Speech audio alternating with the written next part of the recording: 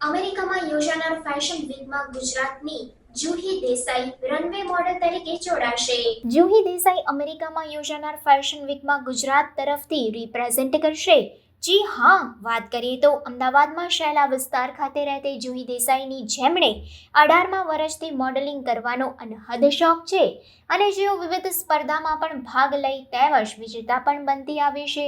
Modelling સાથે સાથે air હોસ્ટેસનો પણ અભ્યાસ કરી ચૂકી છે અને એરપોર્ટ પર પણ કાર્ય કરી ચૂકી છે. અભ્યાસની સાથે સાથે મોડેલિંગમાં કાંઈક કરી બતાવવાના તેમના લક્ષ્ય સાથે તેઓ હાલ મિસ ઇન્ડિયા કોસ્મોસના બીજા રનરઅપ તરીકે વિજેતા બન્યા છે અને સૌ પ્રથમવાર તેમણે 2009માં મિસ નડિયાદ સ્પર્ધામાં ભાગ લીધો હતો.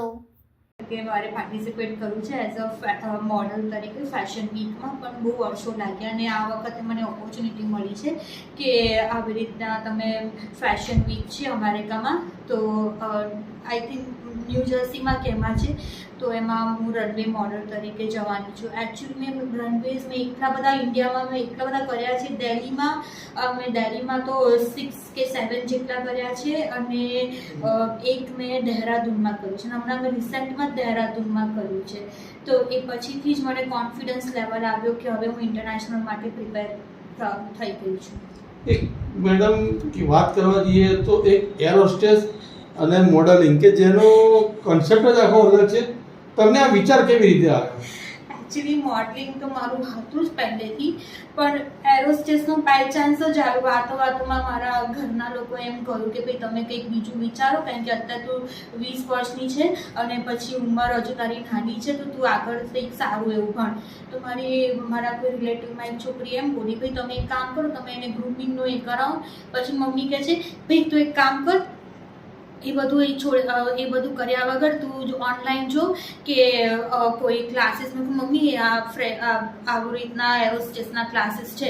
તો મમ્મી કહે છે કે સારું, કહે છે પહેલાં ત્યારે 2006માં છૂટી ગયું તું ભણવાનું એરોસ્ટેસનું, જ્યારે તું 10th સ્ટેન્ડર્ડમાં હતી એ વખતે. તો એના બદલે તું અત્યારે જોઈન કર અને તારું ભણવાનું કમ્પ્લીટ કરી દે. તો પછી મેં 2012માં ભણવાનું ચાલુ કર્યું અને પછી મેં 13માં કમ્પ્લીટ કર્યું હતું અને મેં એટલા બધા ઇન્ટરવ્યૂઝ આપ્યા હતા ને તો મારું ગ્રાઉન્ડ સ્ટાફમાં થયું હતું. તો એર ઇન્ડિયાના ગ્રાઉન્ડ સ્ટાફમાં હું કામ કરતી હતી, પણ બાય ચાન્સ મારું છૂટી ગયું હતું ને તો પછી હું દિલ્હી ગઈ હતી. મેં દિલ્હીમાં એટલા બધા એટલું બધું ફરી હતી, આ ઇન્ટરવ્યૂ, પેલો ઇન્ટરવ્યૂ, આ જગ્યાએ પેલી જગ્યાએ ઇન્ટરવ્યૂ, પણ એ મળતા પણ બહુ હેરાન થવાતું હતું. પણ મેં કોઈને આ વાત નથી કહી કે મારું મિસિસ રાધિકા કરીને એક હતી ઇન્ડિગોની HR, એણે મારું ઇન્ડિગોમાં કર્યું હતું કેબિન ક્રૂ તરીકે, જેણે મને શોર્ટલિસ્ટેડ કરી હતી. આજે પણ મને એટલો અફસોસ થાય છે કે હું ઇન્ડિગોમાં હું કેમ ના ગઈ, પણ Radhika is my one of the pleasure કે એને મને ઓપોર્ચ્યુનિટી પણ આપી, તો મારો લક કામ ના કરી શક્યો.